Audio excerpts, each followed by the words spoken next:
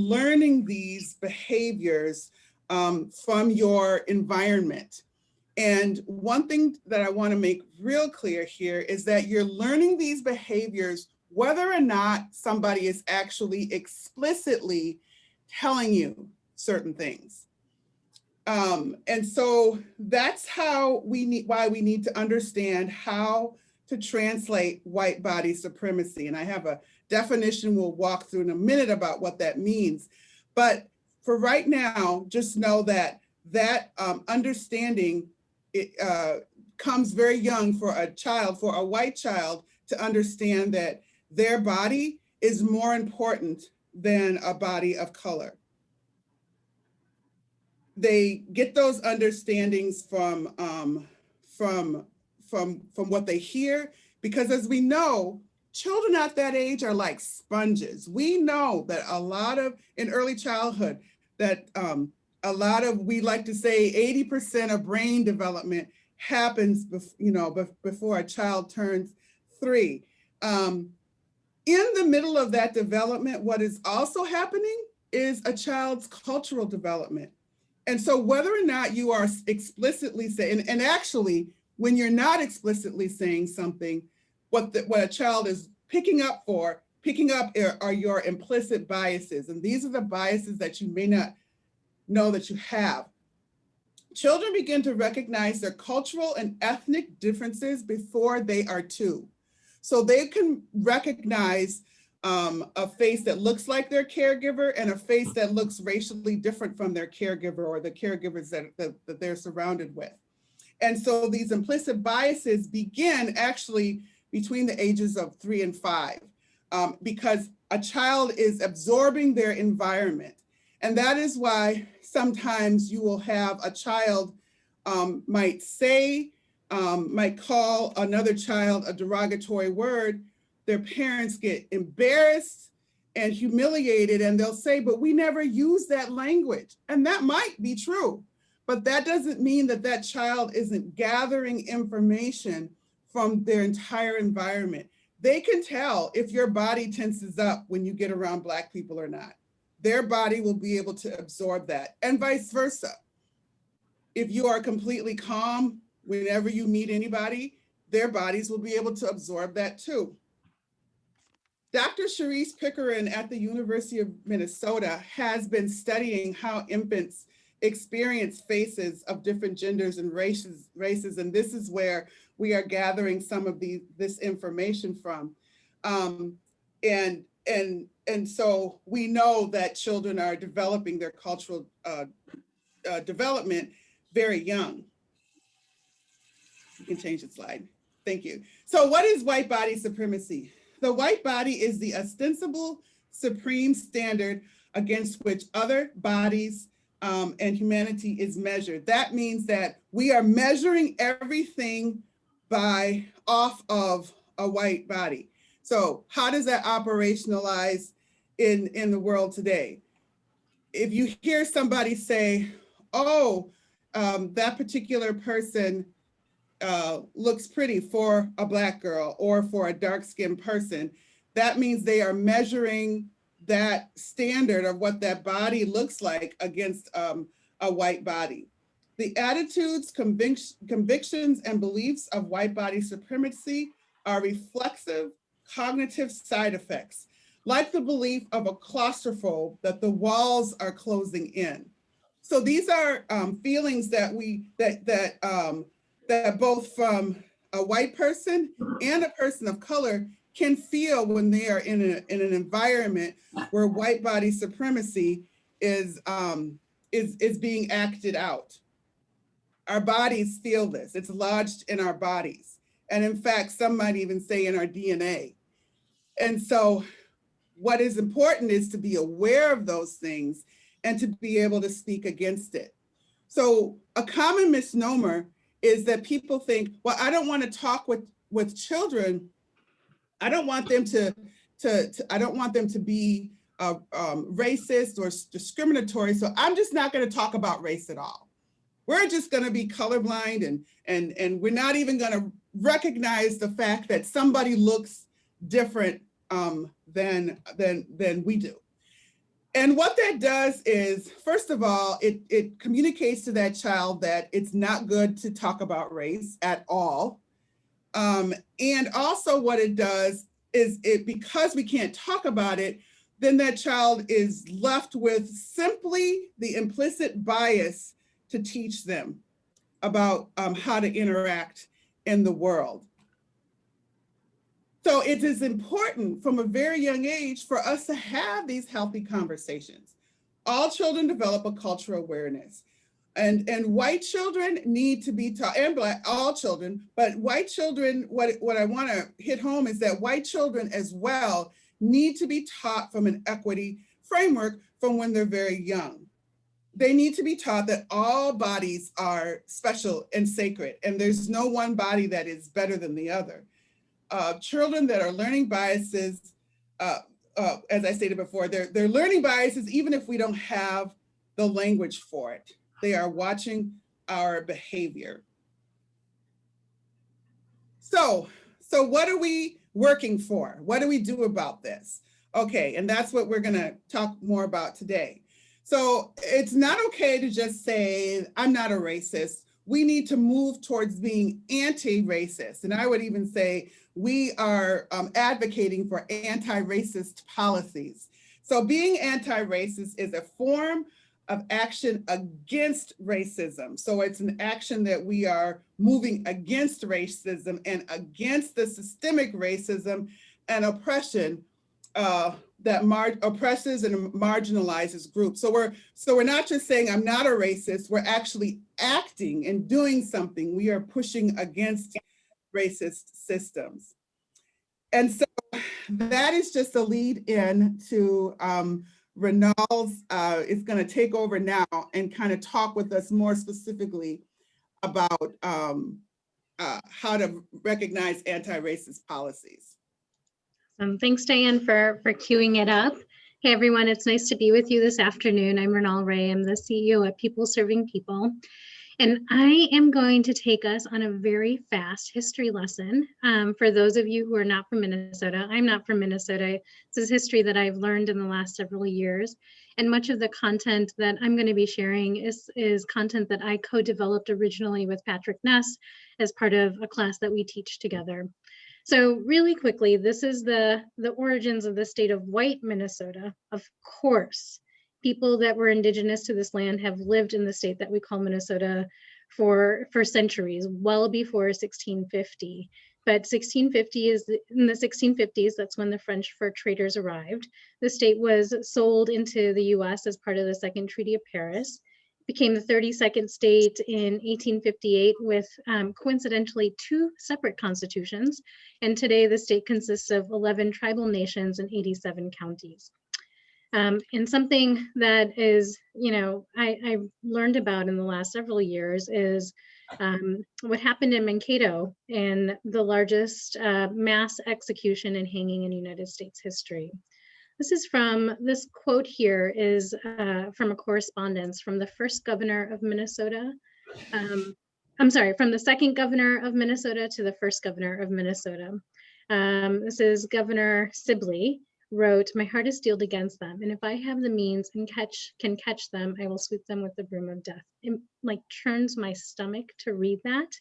But it is an indication of where people were back in the 1800s, which is really not that long ago, right? Like when you think about the arc of history and time, it wasn't that long ago. So why do we share this? Because public policy carries a historical, cultural, and power-based context. The decision-making that happens both in our state and federally is rooted in and centers whiteness, because of course it is. Those are the folks who, through acts of genocide, through a colonization, acquired the land that we sit on today and have built the systems of government that we play by today. So power matters. And I like to think about power the way that Dr. King thought about power, and that power is just our ability to do things, and whether it's good or bad depends on its purpose. So power is a neutral, and it's how we decide to utilize and leverage our power is the thing that matters. So this is our past, this is our history, and certainly our history has a legacy today. We saw that legacy play out over the summer. Diane has spoken to how it plays out in early education, but we can choose something different. And I believe that many of us in this early ed advocacy space do want to choose something different. That's why we're here. That's why we do this work, because we know our children are the future. So where do we go from here, and how do we get there? At Voices and Choices, we talk a whole lot about beloved community, and we actively try to work towards a beloved community. Bell Hooks does a lot of writing on love. I love reading Bell Hooks and thinking about the ways that she thinks about love. One of the things she really talks about is that what's important is to learn the truth about how systems of domination operate. And we have to look both inward and outward with a critical eye, and then use that awareness to build out as part of the process of love as a practice of freedom, because this is about freedom, our individual freedom, and this is about our collective liberation. White body supremacy, as Diane so very well put it, impacts all of us. We all have a stake in what happens in our state and what happens with our littlest residents. So our central question to you today is, how can you as early ed advocates and members of this community approach public policy with an anti-racist and equity-focused lens? It's a big question, and there's many different approaches to this work. And we just wanted to share a few tools and resources and then walk through an example and then open it up for discussion. So hopefully I can keep moving through some of this content at kind of a fast clip. And as you have questions, drop them in the chat and we'll make sure to get to them. So where I like to start and where we like to start is language, because the words we use really matter. And if you've been reading Ibram Kendi, as I'm sure many people have, he is very precise in the language that he uses, because definitions anchor us in principles. He writes, this is not a light point. If we don't do the basic work of defining the kind of people we want to be in language that is stable and consistent, we can't work towards stable, consistent goals. So all of that to say is the words matter, and we may have different meanings for the words that we use, but it's important to try to gain some alignment on how we think about those words and what they mean to us. So this is how I think about public policy. Yes, it is the formal and informal written laws and regulations and procedures. My old boss, Marcia Avner, shared with me that at its best, public policy is a set of decisions about how we in the society will take care of one another, our communities, and the land. I have a 4-year-old, and he goes to the Seward Child Care Center. And the 2 main rules of his school are that they take care of each other and they solve problems together. So I think about that they as a community are working in establishing their own public policy in some ways, right, at very small scales. And that's the opportunity that we have as a group of advocates to do that around early childhood education more broadly. Voices and Choices also defines racial equity as the condition that would be achieved if one's racial identity no longer predicted, in a statistical sense, how one fares in society. This includes the elimination of policies, practices, attitudes, and cultural messages that reinforce outcomes by race or fail to eliminate them. Now, I'm sure that you may use this definition, or you may use a different definition. It's really clear, it's really important to be clear about how you are defining racial equity, and to make sure that folks around you have that same understanding as well. So I wear glasses, right? These glasses allow me to see you all actually on this screen right now. So I use my glasses as a lens. And when we're talking about using a racial equity lens, it's just a metaphor for allowing us to see our context in new and revealing ways. Without these glasses, I can't see the things I can't see. And so when we think about a racial equity lens, it allows us to very intentionally put something on or do an activity or ask ourselves some questions so we can see policies, outcomes, power, relationships, and solutions in a different way. And then approach the process of equitable policy in a different way as well. So we're going to share some tools with you, 3 of them in fact. There's many more tools, right? Like these are just the 3 that I really like and that I've used in the past in some different ways. They can be used with any policy. even if it appears race neutral. I'd say especially if it appears race neutral, right? Like policy is not race neutral. Something is either racist or anti-racist, as Ibram Kendi would say, to make sure that racial equity remains the core of the goal. All of these tools have community engagement as a common thread, that it is not possible to reach an equitable policy solution unless you are engaging the community most directly impacted. And they also assume that the communities know better than anyone what their issues that they have and how they should be solved. So the first one, it comes out of PolicyLink, and this is the GEAR tool.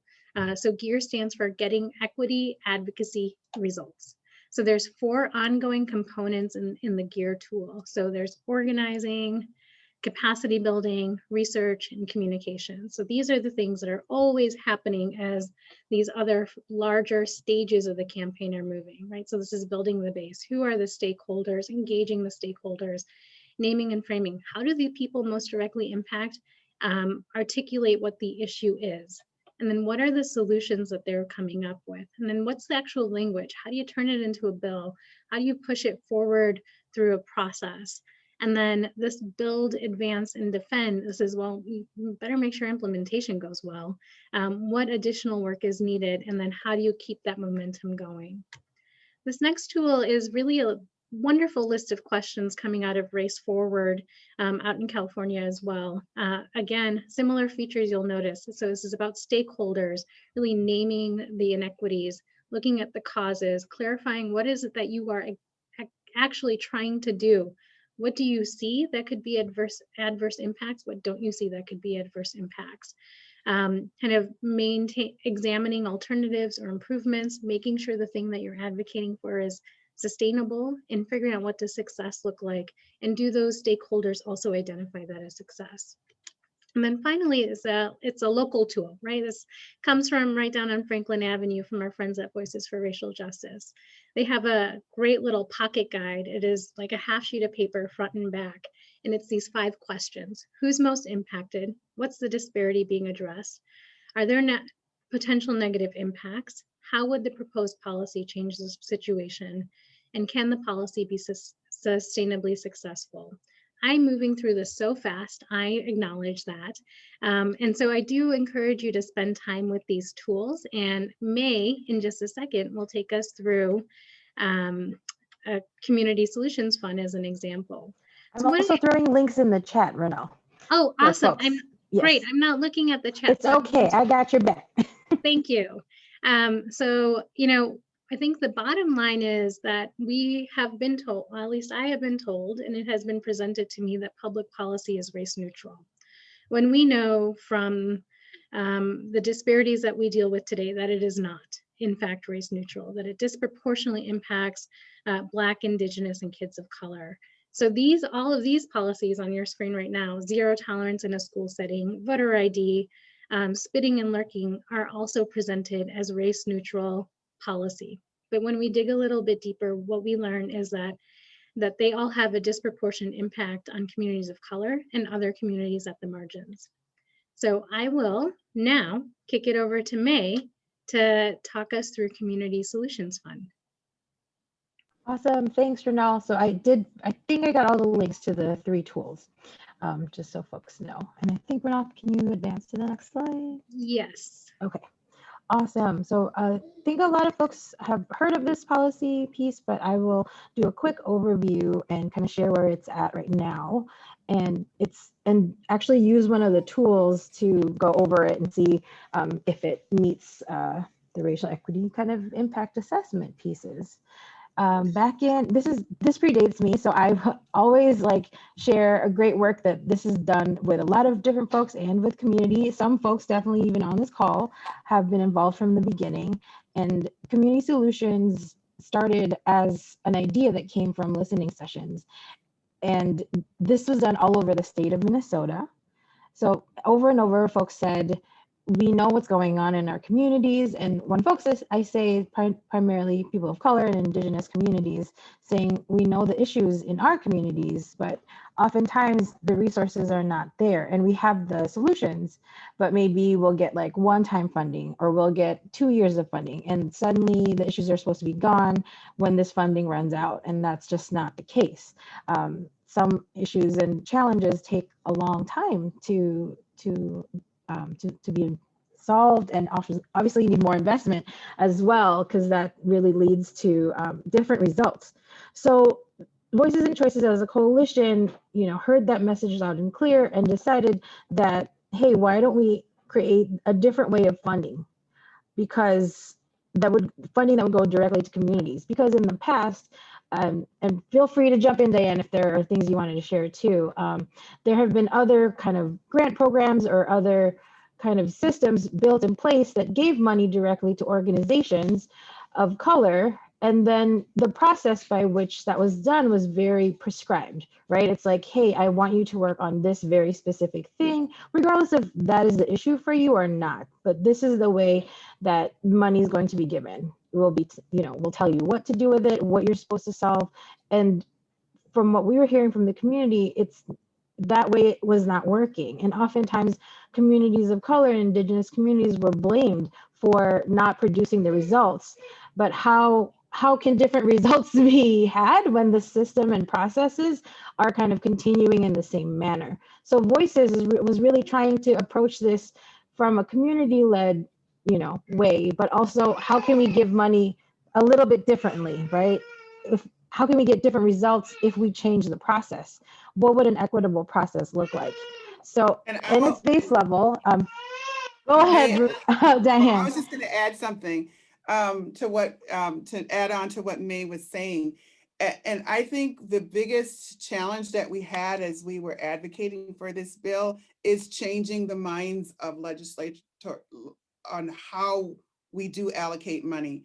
There, as you all are well aware, there is an underlying, paternalistic way that the government operates. And so, as May said, traditionally, the state would decide, or it still does rather, decide this is what our issues are. Because when we went up there, I tell you, we would try to talk about this and then we would just get, well, does this have anything to do with opioids? If it has something to do with opioids, then, then I can see it, because that's our issue right now is opioids.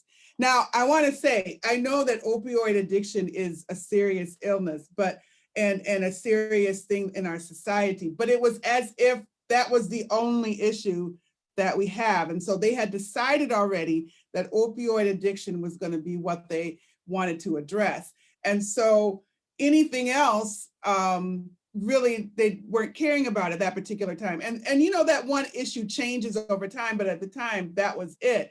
And so what we were trying to do is to say, our communities know what their issues are. Maybe it is opioid addiction, but maybe it's something else.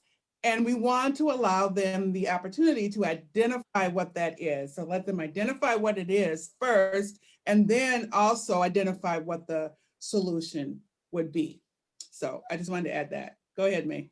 Yes, and our policy focuses on children of color and American Indian children and their families and communities. That's another piece because that's what our coalition is definitely centered on. I am holding a child right now, just so y'all know. So it did take a while. Oh, Renal, I had a couple more points. It did take a while for this process. As you all know, dealing with policy, it takes a long time. And as Diane said, and I'll be clear that it was legislators, but it was also community leaders. It was other professionals, and it was all different kinds of people, white people and people of color and indigenous people had critiques, and we welcomed them, and we had to figure out how to make it stronger. And again, it's the same idea of beloved community, right? It's that nobody is disposable, and we really embrace conflict, and we embrace kind of everyone's point of view to make this better, because this is not just for certain people. The idea is that we lift up communities, and this is beneficial to all of us, right? So we it was hard. I mean, there were some conversations where I really had to hold my face and my tongue because I just knew that like that was in the moment, that's what I needed to do. But I mean, to our face, things were said, right? Things were said that like, you know, I don't believe that there are racial disparities in these populations. I'm like, are you kidding me? What's the use of research and data then?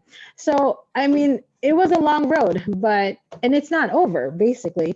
I mean, we did get a lot of support, and I will say that we did our best in the process to be equitable as well. White body supremacy is real in all of us, even in our coalition, it definitely still manifests itself.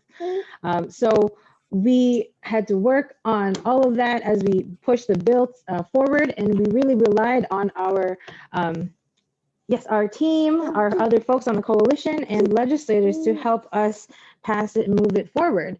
And right now it is being implemented by the Department of Health, Center for Health Equity. And even now we are still working on the process, right? Because implementation is, I'm not putting the baby on camera. It's being recorded at Tande, and I don't trust the internet or recording of minors. You need to get consent. That's y'all. I'm careful with my child. So it's like, you know, the internet is the ultimate white body supremacy. So anyway, that is not what I'm trying to deal with. So even now, I will say that there are still challenges in implementation, going back to the gear model, right? Like we have to focus also on implementation. And the fact that it was one-time money, I think that is also important to think about sustainability. So I will also put a plug in that we're looking for a new member of our advisory council. So if you know folks that are interested, please share. We can share that. I'll send the link to Deb. And then we can go to the next slide, Renal. All right, so when we think about Community Solutions Grant Program, how can we use the racial equity impact questions? And this is from the Voices for Racial Justice tool, the Pocket tool.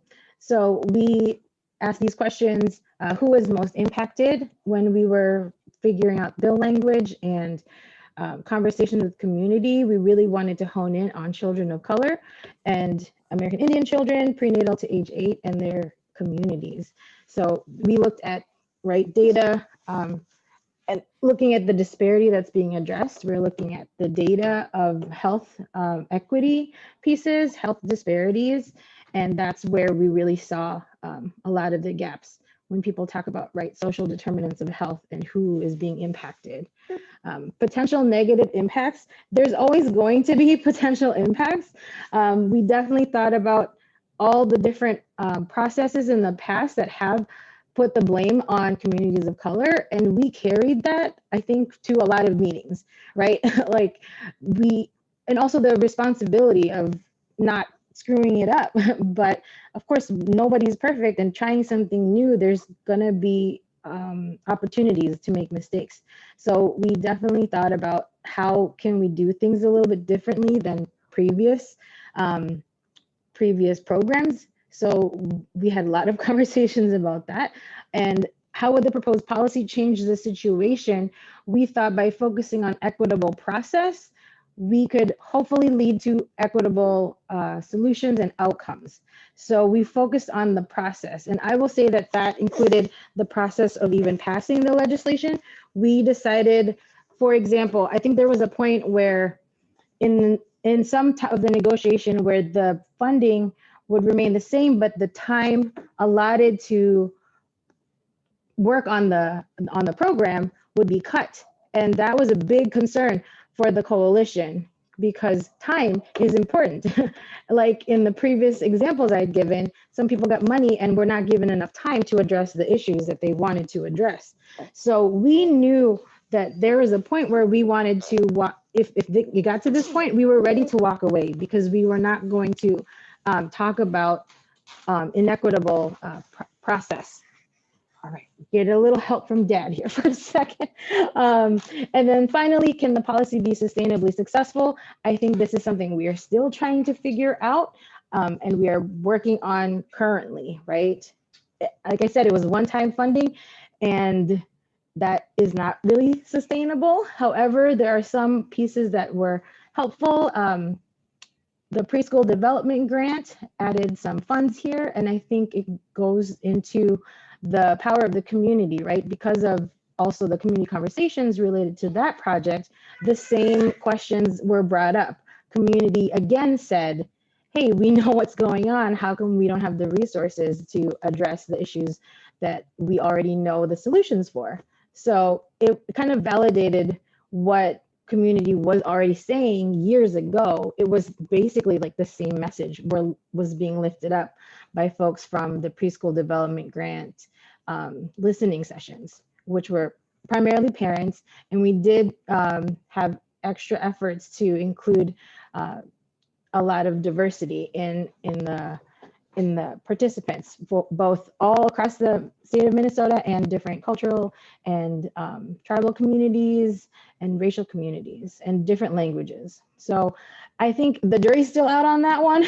but the more that we focus on the equitable implementation, I think the more we can do better than other policies in the past. Is there anything, Diane and Renal, you would? Well said, May. Oh, we've got the Community Solutions Grant Program grantees up. And so how many grantees do we have, May? I think this is 23, but there were 46, almost 50 applicants. Tande is Yes. also on the council. So if you want to back me up on that, let me know. But so the need is high, clearly, and the money is not enough. Right. But I do want to just highlight that all of the good work that is now happening now because of the Community Solutions Fund. I do think that, I don't know if somebody can put the link in, but there is a link on the Department of Health website where you can actually go in and they have little blurbs, I think, about what each one of them are doing. Am I imagining this, or is this real that you can, maybe I'm imagining that. No, But, you are correct. okay. And Thank you. So you can go on there and you can learn a little bit about what each one of these grantees are actually up to. And it's some fabulous, fabulous stuff. And I see, Barb, you're on. You all, do you want to just, I mean, I hate to put you on the spot, but do you want to give us a 1 minute what your project is all about, just to give people an example? sure, no problem. We are working on Red Lake Nation and with the Red Lake Nation and the White Earth Nation to create an indigenized parent leadership cohort that could be indefinite. They could have many cohorts. Once we train parents or community members from each of those communities, and then they train parents to become advocates for their children, for the community's children, and build on their leadership and advocacy skills and provide information on child development and civic engagement. Thank you, Barb. And so that was Barb Faber talking about what their Community Solutions grant is focusing on. So you see, it's just some really beautiful creative work that their community was able to develop, which, you know, probably was very, very few other pots of money where they could just be creative and say, this is what we want to work on. So we thought maybe we would spend some time for discussion, you know, curious how you all are taking this in. What does this mean to you? What questions are coming up for you? We wanted to do this in small groups, and of course time has run away from us. So maybe if there are folks who want to take themselves off of mute or get a conversation going in the chat, these are some questions we had for this group, right? Like, what's coming up for you? Curious about how your policy agenda would fare through one of these tools. What might you learn? I saw that Krista put in the chat that they use the Voices for Racial Justice tool as they're working on their agenda, which is so awesome. If there are other tools that you like and use, share that in the chat as well. And then this last question is something I think in closing out, we'll ask folks to drop into the chat.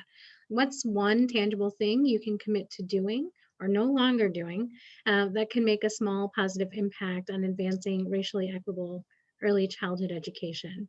So whatever's coming up for you, however you want to respond to these questions, either take yourself off of mute and chime in or drop something in the chat. Oh, I'm getting the okay from Deb to take a little bit more time for Q&A. So we've got time. We don't need to rush through this.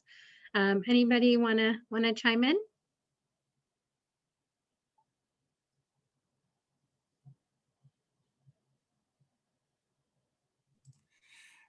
Renal, I do see there's a comment from Allison Corrado.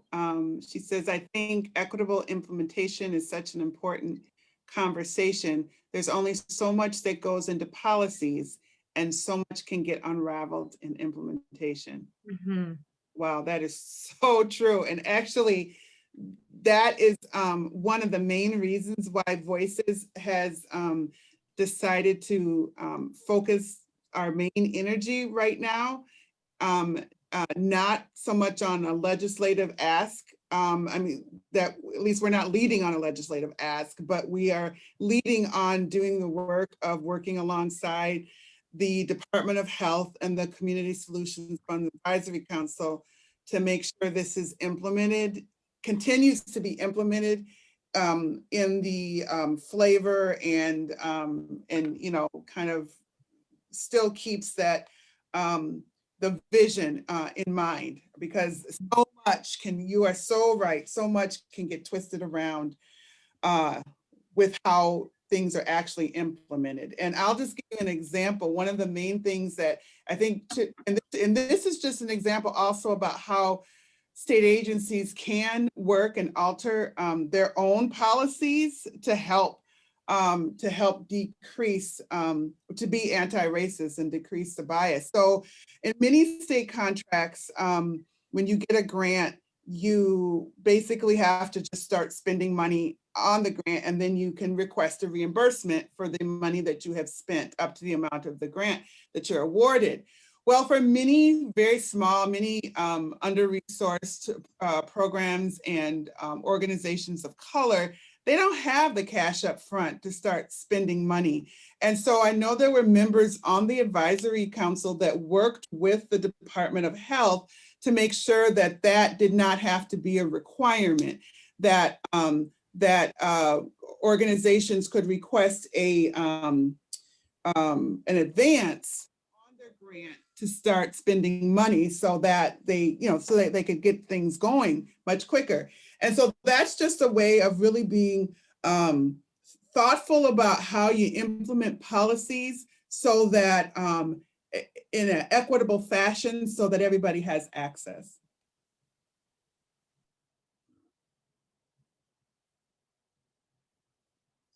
Anything else coming up for folks?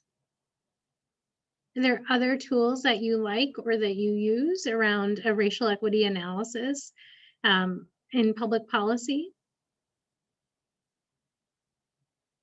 I know you all have more to say than what's coming up. Maybe you're processing, which I can appreciate.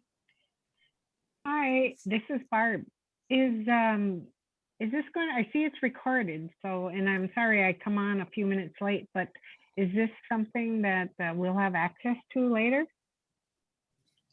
Yes, we'll send it out to the full list. And I did just want to say also that we can send out a link to the tools, and we also, know there are a number of folks who weren't able to be part of this. So I think it might also be interesting to maybe give people a little time with the tools and maybe think about coming back to this group and doing some small group work, really digging in on people's experience. And maybe that way we could, because I do think that might be a more helpful place in a small group it's difficult in this big group to have discussion for sure. Sure thing. Well, so then maybe Deb, kind of just taking your cue on that. If there's one thing that you're willing to commit to between now and that point, can you just like drop it in the chat? Sometimes if you say it out loud or type it out loud to others, you're more likely to do it. I know that's the case for myself. So just drop it in the chat and then we'll go from there. And then we'll close out, I suppose, our time together. Diane, you want to do this? You want me to take it? You can go ahead. You're doing Okay. a great job. Thanks. So just in closing, we as advocates, as individuals, as members of this community, we're often in a position where we are just responding to the policies, the good, the bad, the ugly, whether they're written or unwritten, they were adopted years ago or adopted last year. We take such a responsive posture in doing that. And often that means we're acting from a place of urgency. And when we're moving fast, that doesn't always mean that we're moving equitably. So part of what we hope that we can do today is just kind of envision work ahead that's rooted really in a powerful love that moves a racially equitable process for more equitable and anti-racist results for all of us, for all of our children, for our state moving forward. And there's this quote from Adrienne Marie Brown, which I think is really quite apt for this group because it kind of gets at love, right? Like when we're engaged in acts of love, and she writes about the love of children that makes us change our whole lives to meet their needs, the love of community that makes us work tirelessly with broken hearts, and posits that perhaps our core function is love. It allows us to observe in a much deeper way.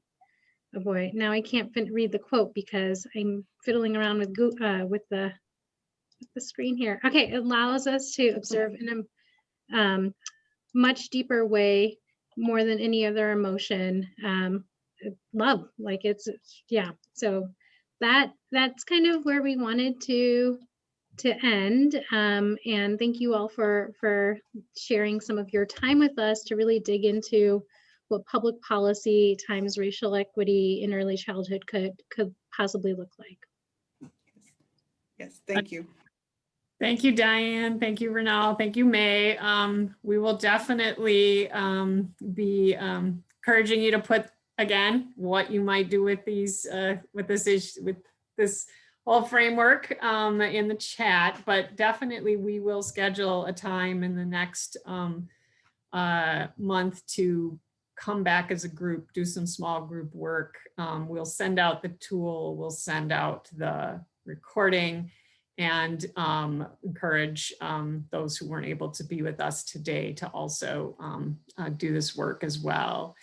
And it doesn't have to be to the tool exactly, but anything that you're kind of doing in this anti-racist space or wanting to share would be great for everybody to learn from each other.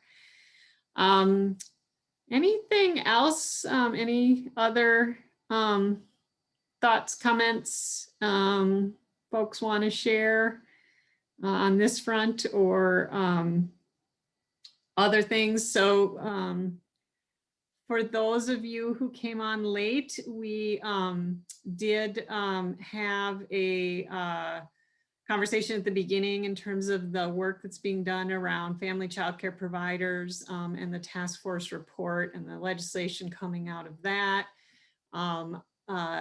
Wanted to remind folks that there was one listening session with DHS that some of us participated in at one about how to use the remaining CARES Act funds. There's another one tomorrow night.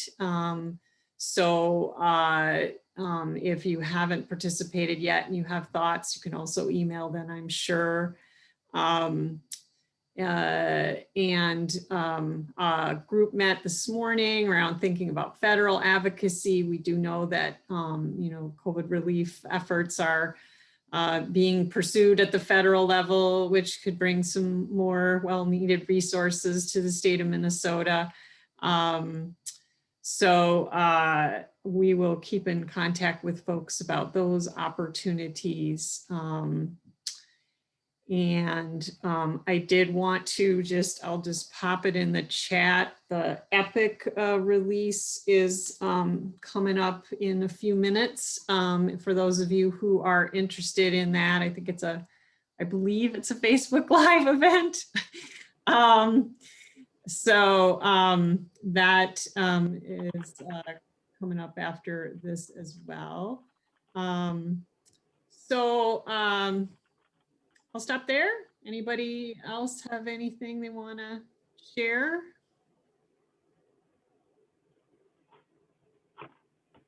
Yeah, hi Deb. This is Sean. I'm a lobbyist with Isaiah. The EPIC report, I think you've linked to in a previous email. I'll try to get it in the chat here.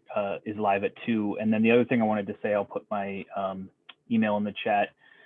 One of the recommendations coming out of that report is the creation of a new Department of Early Childhood that Representative Pinto is championing this session, and that process is moving along, actually kind of pulling together some bill language right now. So if those of you who are interested in supporting that or interested in that, please reach out to me, and you'll be hearing a lot more soon on that process. So let me throw a couple things in the chat, and then Deb, I'll send you links. I think I got the link and put it in the chat. Okay, great. The right link. Any other announcements or things that folks are doing? Allison put a nice resource in the chat. I'm going to grab this one as well to send out to the group around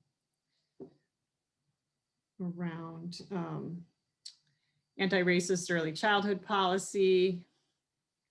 All right, well, thank you everybody for joining us today for this important conversation, and we will come back to it, send out some resources. Really appreciate the time today and the attention to it going forward.